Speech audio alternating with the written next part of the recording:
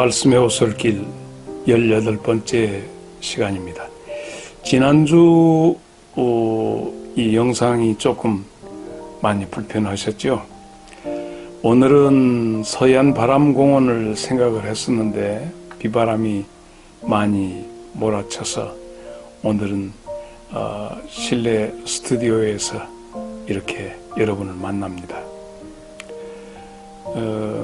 내가 지금 조금 그 대상포진 때문에 좀 많이 힘든 시간을 보냈는데 우리 아들 목사에게 내 지금 대상포진에 대한 상태를 보내려고 합니다. 그러면 아마 편집을 해서 대강 내 상태를 볼 수 있을 겁니다. 여러분의 기도 덕분에 아내도 무사히 항암을 마치고 굉장히 상쾌한 몸으로 지금 함께 기거하고 있습니다.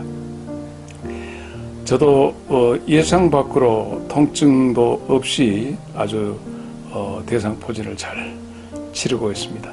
다 여러분의 기도 덕분으로 합니다. 어제는 아내와 더불어서 구절초를 보고 싶다고 그래서 구절초 밭에 갔다 왔습니다. 가을 꽃으로 제 아내가 좋아하는 것이 코스모스입니다. 코스모스는 하늘거리는 모습도 여성스럽지만은 특히 내가 별로 좋아하지는 않습니다. 근데 아내가 참 좋아합니다. 그래서 아내에게 차라리 우리 전통적인 들국화를 좋아하면 어떠겠는가 그런 얘기도 해봤습니다. 근데 알고 보니까 들국화라고 하는 것은 제대로 된 그 규정하는 꽃이 없다네요. 우리 야생화 꽃. 그래서 우리가 들국화로 알고 있는 구절초, 또 쑥부랭이, 그리고 개미취 이런 것들이 들판에 지금 한참 개화가 되어 있습니다. 오늘이 9월 9일 음력으로 중양절입니다. 그래서 이 구절초는 9월 9일 이때부터 여러 가지 약 재료로 우리 선조들이 사용을 했습니다. 그리고 우리가 들판에서 만날 수 있는 그 쑥부랭이라고 하는 그 꽃도, 그리고 개미취라고 하는 그 꽃도 거의 다 유사하게 생겼는데 안도현 시인이 이 꽃을 구분할 줄 모르는 사람을 무식한 놈이라고 얘기를 할 정도입니다. 제가 주일날 아내에게 가면서 이렇게 쑥부랭이 꽃을 하나 꺾어준 것이 어제 구절초 밭에까지 가는 그런 동기가 되었습니다. 가을하면 지금 우리 지역에서는 이 불갑사의 상사와 또 혹은 선운사의 혹은 상사와 이렇게 해서 사찰 부근에 펴있는 이 꽃들, 그러니까 꽃과 잎사귀가 만나지 않는 묘한 그런 꽃의 모습을 가지고 구경하러 산사로 많이 모여듭니다. 사실 이쯤에서 얘기하고 싶은 것은 우리나라 본산지인 상사화라고 하는 꽃과 지금 불갑사라든가 선운사라든가 이런 사찰에 있는 꽃무릇과는 엄격하게 다른 꽃입니다. 꽃의 내용도 다르고 그러나 서로 꽃과 잎사귀가 만나지 못한다고 하는 것은 공통점이 있죠. 상사화는 우리나라 꽃이고 꽃무릇은 원산지가 일본 꽃입니다. 그런데 이 꽃무릇이 왜 사찰에 많이 펼쳐져 있는가, 그것을 보러 가면서도 많은 사람들이 상사화 보러 간다 그러는데 그것은 꽃무릇입니다. 꽃무릇이 왜 사찰에 많이 이렇게 심어지게 되었냐면 불교에서 쓰는 탱화 때문에 그렇습니다. 꽃무릇은 독초이기 때문에 거기서 나오는 그 액이 그것을 가지고 탱화를 그 불교의 그림을 그리면 그 벌레가 생기지 않는답니다. 그래서 꽃무릇을 많이 심습니다. 오늘 이 길본 여러분들은 이 꽃무릇과 상사화는 분명하게 짚고 넘어가야 하겠습니다. 소설이 좀 길었습니다. 그런데 사실 욥기를 우리가 이렇게 만나면서 한 가지 느껴지는 것은 외로움이라고 하는 그 문제. 그래서 우리는 각각 그 외로움의 삶의 과제를 안고 살아갑니다. 출생, 성장, 또 결혼, 또 생활, 여러 가지 늙음, 그리고 죽음에 이르기까지 우리가 짊어지고 있는 기본적인 그것이 외로움입니다. 그래서 지난 9월 30일인가요? 그 미국 스탠포드 대학과 홍콩 연구소가 함께 돼서 중국 사람들을 중심으로 해서 12,000명들의 노인들을 중심으로 해서 연구해 봤습니다. 외로움이라고 하는 것이 건강에 미치는 영향을 연구했다고 합니다. 그런데 1년 8개월 동안 임상을 했는데 그 외로움을 안고 느끼면서 살고 있는 사람은 마치 어떤 것과 같냐 하면 하루에 담배를 15가치 이상 흡연하는 그런 것처럼 몸에 해로운 것만큼 이 외로움이 인체에 미치는 영향이 아주 크다라고 하는 것을 발견해냈습니다. 그래서 발견해서 아마 조선일보인가 동아일보인가에 거기에 게재되었다 하는 것을 보았습니다. 아무도 내 곁에 없다라고 하는 그 외로움. 그래서 사실 욥기를 펼치게 되었고 또 욥기의 내용을 여러분과 함께 이렇게 함께 동행하면서 외로움을 같이 그리고 여러분과 함께 외로움을 삭혀버릴 수 있는 말씀의 세계로 여러분과 함께 하고 있습니다. 오늘 말씀은 전체적으로 욥기 16장과 17장에 어우러지는 욥이 엘리바스의 두 번째 공격에 대해서 자기를 방어하면서 그 외로움 속에서 욥이 발현해낸 욥의 내면의 세계를 여러분과 함께 들여다보면서 함께 가겠습니다. 대개 한 6단락으로 나누어서 볼 수 있는데 16장 1절로 5절에 있는 말씀을 통해서 욥은 친구들에게 그렇게 얘기합니다. 그동안에 수차례 많이 듣던 이야기들, 그리고 이런 이야기를 듣다 보니까 너희들이 지금 수차례 내게 얘기하는데 내게 위로가 되기는커녕 오히려 내게 괴로움만 준다. 그것이 2절의 내용입니다. 3절에 가서 욥이 얘기합니다.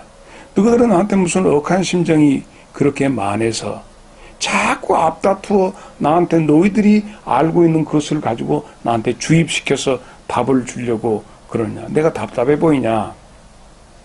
그러면서 욥이 얘기합니다. 4절에 역지사지해서 보면 어쩌면 나도 너희들 입장이었다면 너희들처럼 그렇게 했을 것 같다. 그러나 5절에 욥은 얘기합니다. 그러나 나는 말이야 최소한 자네들이 그렇게 우리 4사람 중에 한 사람이 그렇게 됐다면 나는 최소한 그 사람에 대해서 위로를 하고 안 되면 정 어떤 공감이 되지 않으면 말로라도 막 고통을 좀 덜어주려고 했을 것 같아 하는 것이 욥의 첫 단락 친구들에게 하는 얘기입니다. 1절부터 5절까지의 그런 내용이죠. 그래서 이 답답한 욥은 6절부터 16절까지 하나님을 향하여 기도하는 내용입니다. 친구들과 소통이 안 되니까 하나님을 얘기합니다. 그러면서 6절에 가면서 주님, 내가 아무리 몸부림치면서 말로 이렇게 쏟아내도 내 속에 있는 고통이 풀어지지 않으니 이걸 어떻게 하면 좋겠습니까? 주님, 내가 지금 기진맥진합니다. 7절이죠. 누군가의 말처럼 그 친구들이 했던 얘기. 우리 집이 완전히 폐허가 되었는데 하나님이 하셨지 않습니까? 이런 일이. 그래서 내 삶이 짓이겨지고 내가 주님 그 원수들이 볼 때 이렇게 형편없이 나를 만들어 버리시니까 내가 피골이 상접하고 내 몰골을 이렇게 생긴 것을 보고 사람들이 네가 죄를 지어서 보응을 받는다고 그럽니다. 참 기가 막힌 얘기죠. 어떤 사람이 참담하게 정말 몰락해 가는데 사람들이 손가락질하고 물에 빠져서 죽어가는 사람을 향하여 그래 너는 죄를 받아서 죄의 보응을 받는다, 이런 대접을 받고 있습니다. 주님이 나에 대해서 하시는 그런 분노와 미움, 그러면서도 주님이 나를 날카롭게 바라보시고 있는 눈동자가 나를 더욱 고통에 허우적거리고 있는 이것을 주님이 직접 목도하고 계시는 것처럼 보여집니다. 차라리 주님이 외면하고 계시는 것이 아니라 그런 모습을 구체적으로 디테일하게 주님이 들여다보고 계시는 것을 내가 느낄 때 내 고통이 더 힘듭니다. 주님, 사람마다 나를 향해서 경멸의 말을 합니다. 사람을 아주 경멸하고 책망하고 뭐가 엄청나게 잘못한 놈처럼 뺨을 이렇게 때립니다. 모두가 아무도 내 곁에나 없고 다 한패가 돼서 나를 이렇게 덕성몰이를 합니다. 그래서 11절에 욥이 얘기합니다. 주께서 나를 정령 경건치 않는 자의 손에 사악한 자의 손나기에 맡겨서 내 목을 조르고 있습니다. 여기서 욥이 얘기하는 것 가운데서 하늘회의, 사탄의 손의 역사, 이것을 욥은 어렴풋이 느끼고 있던 것. 영적으로 깨어있는 자는 영적 기류에 대해서 어느 정도 감지하고 있는 느낌을 11절에서 봤습니다. 12절에 가서 그렇습니다. 왜 평안히 있던 나를 하나님 이렇게 잡고 흔드십니까?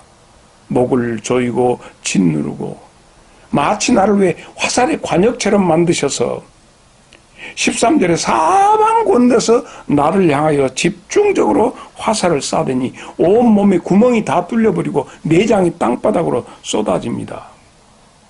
그리고 14절에 때린 곳을 또 때리고 때린 곳을 또 때리고 그래서 만신창이가 되었는데 그럼에도 그치지 않고 용사들처럼 나를 향해서 이렇게 쏟아 달려옵니다.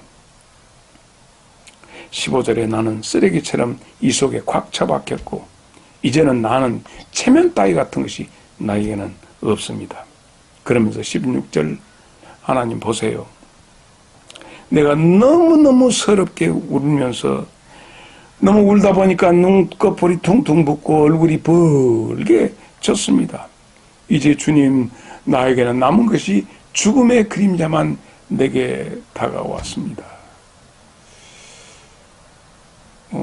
혹시 우리 길벗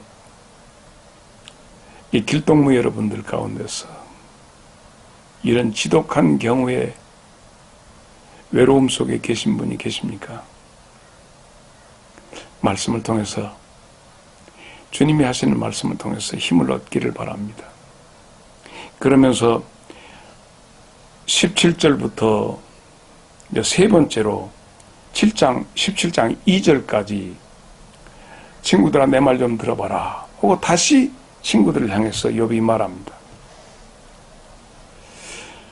그러면서 17절에 내 중심은 옛날 그 시절 그대로 변함이 없다. 친구들아, 옛날에 너희들이 알던 그때 그 내 모습 그대로 있어. 너희들이 지금 얘기하는 내가 불안당도 아니고 영적으로 내가 오염된 것도 아니고 그 순수한 그대로야. 18절에 이 답답한 속에서 벌떡증이 나고 참을 수 없어. 그래서 땅이여 내 억울한 피를 내 이 울부짖음을 나를 덮지 마라. 누군가가 좀 들었으면 쓰겠고 알았으면 쓰겠다. 그러면서 얘기합니다. 19절 보라. 지금도 내가 이 당한 이 억울함을, 이 답답함을, 내가 가지고 있는 이 결백을 입증해 주실 분이 하늘에 있다. 여기가 대반전입니다. 욥이 답답해하면서 그 누구 이 세상, 그 땅 어디를 둘러봐도 자기의 답답한 것을 이해할 만한 사람이 존재가 없는 것 같은데 욥은 느낍니다. 하늘에서 내 결백을 입증할 분은 하늘에 계시고 나를 변호해 주실 분이 그분이 그곳에 계시다 얘기합니다. 20절에 가서 비록 친구들이 나를 비웃고 있지만 나는 오늘 또 하나님을 향해서 오늘 또 눈물을 내어 쏟는다. 나는 하나님을 향해서 눈물. 이게 믿음의 사람, 기도의 사람, 그리고 나와 여러분이 오늘 갖추어야 할 영적 소양이 되지 않겠습니까? 21절에 얘기합니다. 이웃 사람들이 어떤 사람이 재판이 붙으면 그 사람을 가서 탄원서를 내는 것처럼 다들 그런데 친구들아 나를 위해서 하나님 앞에 탄원해 줄 친구가 없냐? 이런 친구가 있다면 나는 굉장히 행복하겠다. 중보기도 해줄 사람. 이번에 내 몸이 좀 불편해 있는 가운데서 여러분들이 시간 날 때 기도해 주신 것을 저는 압니다. 그래서 22절에 가서 욥이 그럽니다. 그러나 이제 나는 몇 해 안에 친구들아 영영 돌아올 수 없는 길을 떠나게 된다. 그러면서 17장 1절로 바로 넘어가게 되죠. 이제 내 기운도 내 수명도 이제 얼마 남지 않아서 무덤으로 향하는 길만 내가 보인다. 내 앞에 펼쳐진 길은 그렇다. 그래서 내 곁에 나를 비웃는 자들만 있고 내 마지막에 그 눈길이 지금 죽어져가는 내 눈길이 나를 비웃는 자들만 이렇게 지켜보는 것이 오늘 나의 일이로구나. 그것이 바로 세 번째 내 말 좀 들어주라 했던 욥의 얘기입니다. 욥의 곁엔 정말 아무도 없었습니다. 욥은 지독한 외로움, 마치 술주정뱅이를 보는 것 같이 그들이 욥을 바라보고 있었습니다.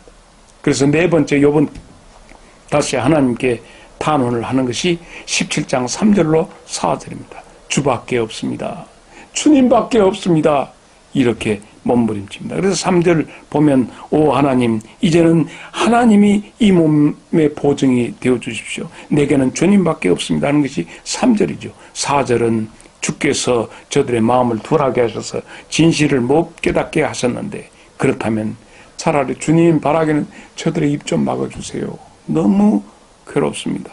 더 이상 그저게 우쭐대는데 이런 일을 안 당해보니까 저렇게들 하는데 제발 저들이 더 이상 나한테 뭔 말을 못하게 좀 해주세요. 그럽니다. 다섯 번째 가서 5절부터 9절 그러면서 욥이 친구들아 제발 좀 멈춰라. 5절 친구들아 옛말에 뇌물을 받고 친구를 해야 하는 자는 그 자식들이 눈이 어두워진다는 그런 말이 있네. 그러면서 6절 친구들아 하지만은 자네들은 그런 옛말로 나를 공격하고 내 얼굴에 침을 뱉는다. 그러니까 옛말에 이렇게 친구들에게 이 뇌물 받고 불의한 사람들은 자식들이 잘못된다 하는 말로 자네들이 지금 나를 공격하고 내 얼굴에 침을 뱉는데 그러나 7절 그런 말을 하니까 나는 더욱 슬프네. 내 눈도 내 팔다리도 보소. 너무 사람같이 못하게 앙상해졌네. 8절에 내 이런 꼴을 보고도 정직하고 죄 없는 자들은 내 이런 몰골을 보고 정직하고 죄 없는 자들은 놀라고 더욱 놀라고 공포스러워 하는데 9절 하지만 진정으로 의로운 사람들은 이럴수록 더욱 당당하고 자기의 길을 걸으며 자기 마음을 여기서는 손으로 한데 자기 마음을 강건하게 해야 마땅하지 않겠는가? 이런 일을 보고 거울을 삼고 타산지석을 삼아서 오히려 이런 일을 당할수록 당당해지고 더 마음을 굳건하게 가져야 하지 않겠는가. 그러면서 마지막 6번째로 얘기합니다. 제발 부탁하네. 그냥 나를 좀 놔두소. 이것이 오늘 6번째 마지막 욥이 말했던 6단락 중에 6번째입니다. 10절부터 16절인데 10절 제발 부탁하네. 내 마음을 돌려서 여러분 자네들 마음을 좀 돌려서 나를 좀 보소. 정말로 한 자네들 중에서 정말 해안을 가진 사람이 그렇게 없는가. 11절 자 보소. 이제 내 인생은 다 끝났네. 내가 살아가야 할 목표 그리고 내 마음의 포부 없네. 하나도 없네. 그 마음 없네. 12절 보통 사람들이 말하지 밤이 있으면 낮이 오고 밤이 깊으면 새벽이 가깝다는 말로들 그렇게 서로 격려를 하지만은 13절에 나는 아무 소망이 없네. 나는 밤이든 낮이든 단지 얼른 죽었으면 싶네. 죽었으면 한다네. 14절 그 죽음의 시면에서 나는 고향 같은 느낌을 가져. 이 세상에 대해서 더 이상 고통스러워서 죽음이 나한테는 차라리 고향 같은 느낌이 들어. 15절 그러니 내게 어떤 소망이 있겠는가. 자네들이 나를 볼 때도 나 아무 소망 없지 않는가. 16절 마지막으로 그럽니다. 내겐 죽음의 문을 열고 들어가면 나는 지금 죽음의 문 앞으로 가네. 나한테는 모든 소망도 흙도 다 나한테는 덮여주고 나는 바로 그 길을 향해서 걸어가네. 제발 부탁하네. 그냥 나를 그냥 놔두시게. 자, 우리는 6단락을 보았습니다. 그래서 첫째 단락은 역지사지 해보시게 친구들 위로다운 위로 그것 좀 해봐봐 하는 것이 첫째 단락이고 두 번째 차라리 나는 하나님을 향해서 소통하고 싶네. 자네들하고는 말이 안 통하네. 그러면서 세 번째 나에겐 중보자 나의 위로자는 하늘에 계시네. 내 마음을 알아주시는 분이 거기에 있네. 그리고 네 번째는 오직 이제 주밖에는 나는 없다. 그리고 다섯 번째 친구들아 몰라가는 나를 더 이상 짓밟지 말아달라. 그리고 여섯 번째 정신 차리고 친구들아 나를 고운 시선으로 좀 봐주시게. 우리는 이 땅의 나그네일 뿐이라네. 라면서 그 이 땅의 고통스러운 인생의 모습을 그대로 보여줍니다. 나는 여러분과 더불어서 결론적으로 하고 싶은 것, 정말 우리 참된 위로자가 될 수 없을까요? 우리는 참된 위로자의 모습은 어떤 모습일까 하는 겁니다. 첫째는 상대방의 입장에 서봐야 위로자가 될 수 있습니다. 공감하는 마음입니다.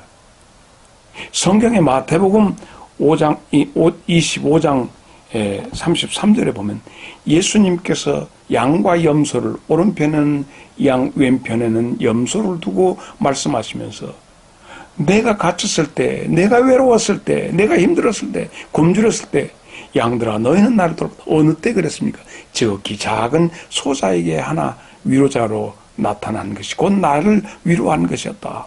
염소들에게도 그렇게 말씀하십니다. 아메리칸 인디언들이 어떤 사람을 이해하려고 할 때 이런 격언이 있습니다. 그 사람을 알려면 그 사람의 신발을 신고 한 달을 지내보면 그 사람의 마음을 알 수 있다 했습니다. 그 사람이 되어보라는 얘기입니다. 우리는 확신합니다. 예수님께서 이 땅에 오신 것은 육신을 인간의 몸을 입고 오신 도성인신 인카네이션이라고 하는 오신 것은 그래서 우리의 아픔을 알고 우리의 입장을 아시기 때문에 그분이 오신 예수님, 이 예수님이 우리를 알고 우리를 위로하신 오신 예수님, 이사야 53장 3절과 히브리서 4장 15절의 말씀이 그렇습니다. 그러므로 예수님에게 무슨 말씀이고 다 할 수 있습니다. 예수님은 우리와 더불어 살아보셨기 때문에 우리를 아십니다. 두 번째, 위로자가 되려면 용기를 주는 자가 되어야 합니다. 다 잃어버린 욥에게 자녀, 재산, 건강 모든 것 다 잃어버린 욥에게 무엇이 필요할까요? 여러분이라면 무엇이 필요로 하겠습니까? 공감입니다. 그래, 얼마나 힘들어. 얼마나 같이 해주는 겁니다. 용납과 긍정인데 욥의 세 친구는 사탄의 도구 노릇을 한 거예요. 사탄이 욥을, 신실한 예배자였던 욥을 배망시켜서 욥으로 하여금 까닭 때문에, 어떤 조건 때문에 하나님을 섬긴다고 하는 것을 증거하려고 하는데 조건적으로 욥을 괴롭히는 그 모습을 봅니다.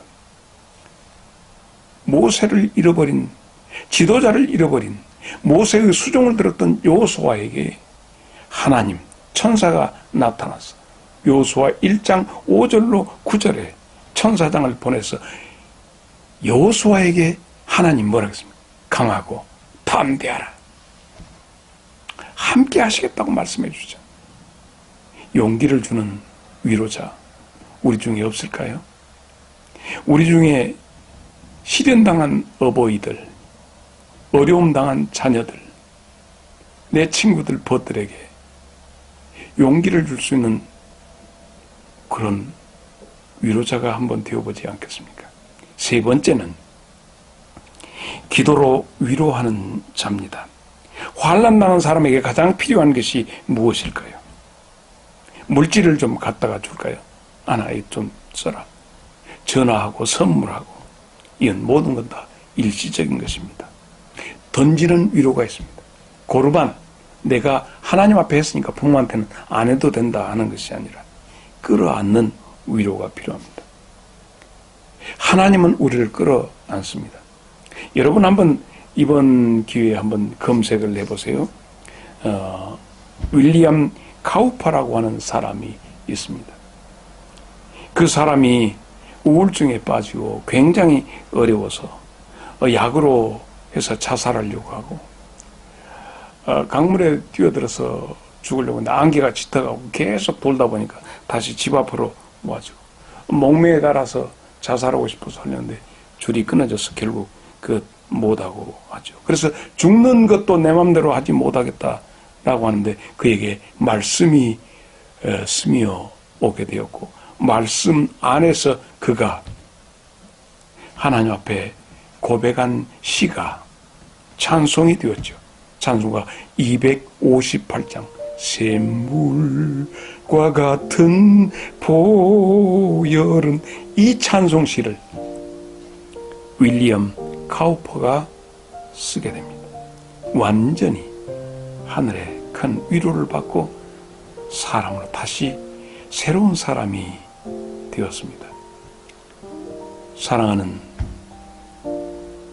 나의 인생길의 길동무 되시는 여러분, 우리의 길벗 되신 예수님을 통해서 여러분에게 위로가 임하기를 삼가 간절한 마음으로 기도합니다.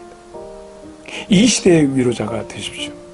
내가 힘겹고 힘들면서 외로움을 느꼈을 때 위로가 어떻게 하면 위로가 되는가 하는 것을 조금 힘이 안 나마 답을 찾아봤는데, 위로라고 하는 건 정말 내 자신에게 위로가 되는 건 이런 것이었던가요?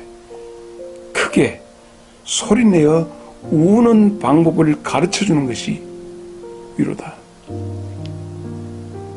엉엉 이 외롭고 힘든 것에 엉 소리내어 하늘을 향해, 그리고 누군가가 나에게 위로가 되었을 때 그를 향해서 같이 울 수 있는 위로는, 내가 느낀 위로는 소리내어 크게 나의 체면이고 절제할 필요 없이 펑 터져서 마음껏 울 수 있는 방법을 깨우쳐주는 것이 위로가 아닌가.